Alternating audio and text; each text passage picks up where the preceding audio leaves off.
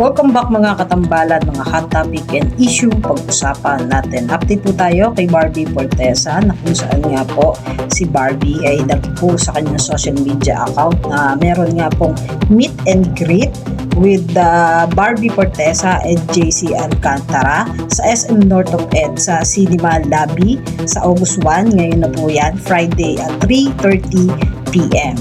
Samantalang nag-post naman si Barbie sa kanyang social media account na nagpunta nga ito sa Avignon Clinic at nagpa-treatment nga po ito. Ito po ay para sa paghahanda nitong si Barbie Fortesa sa gaganaping GMA Gala tomorrow na po yan. At talaga naman naghanda na itong si Barbie.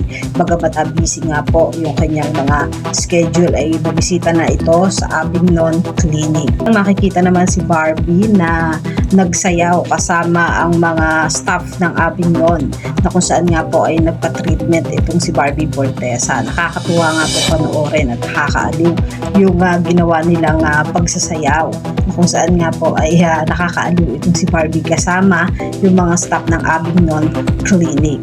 Isa pa nga po sa post nitong si Barbie ay nakalagay dito sa caption, "Now with Brett, happy birthday Barbara." Na kung saan nga po ay naging busy si Barbie sa kanyang kaarawan dahil po sa mga black screening na inihanda po ng boses ng GMA at ng kumarin niyang si Kaylin Alcantara. At meron pang post na kausap niya itong si Bianca Umali. Sabi niya, "Hey, this queen Bianca, I love you." Yan po yung mga update natin ngayon kay Barbie. Kayong mga katambalan, ano ang masasabi niyo? Comment lang sa comment section, pag-usapan natin.